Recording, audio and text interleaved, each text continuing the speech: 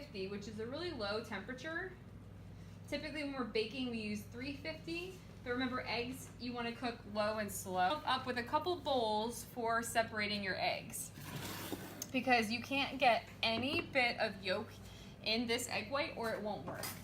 If you get like a tiny droplet of egg yolk in the bowl, you actually have to wash your bowl, wash your egg separator, and start totally over, because it's not going to work. If yolk gets in there, it's no good.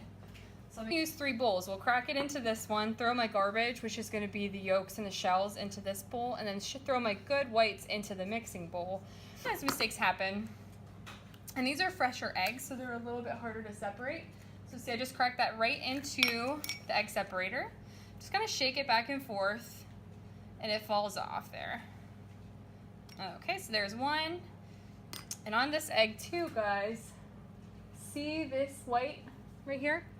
That's the Chalaise. So sometimes if you try to disconnect that from the yolk, it breaks your yolk. So just kind of let it go with the yolk tomorrow when you're separating, because especially on fresh eggs, it's hard to separate that. So I'm going to stop before I crack my second egg and dump my white into the bowl. Make sure there's no shells or anything, and then I do the second one. So that way if I mess up this one, I only have to fix this egg and not the first one. So same thing, kind of shake it until the white goes through. Yellow mess it up. So there's fat in the yolk. The egg white doesn't contain any fat, so you're able to just whip it and whip the air in and build the volume, but the fat actually kind of like cuts through that and it just does not work. It won't whip. So we're gonna add the second white to the bowl, and then tomorrow if you guys want to cook the yolks, you can, but just remember yolks will be really dry without the white. Okay, so we can turn this all the way on high.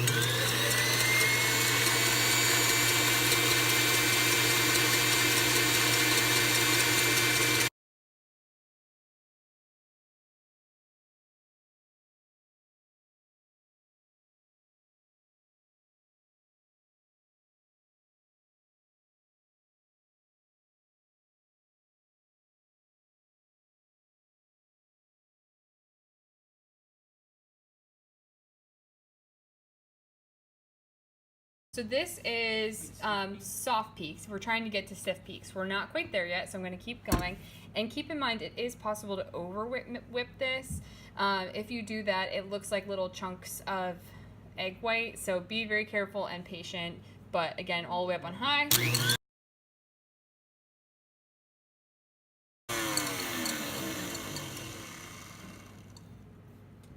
Okay, so we are at stiff peaks.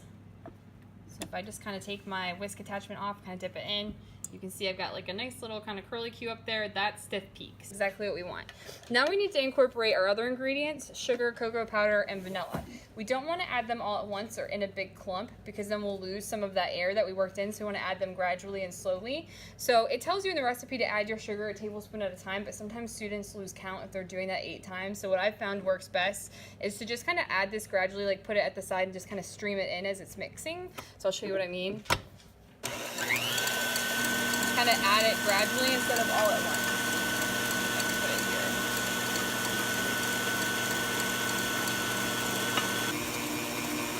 I'm going to add that kind of slowly too, not all at once. And then I want it low when I add my cocoa powder, because otherwise I'll get like a big burst of cocoa powder in the face. It's not fun. Turn it down a little bit, get a little cocoa cloud.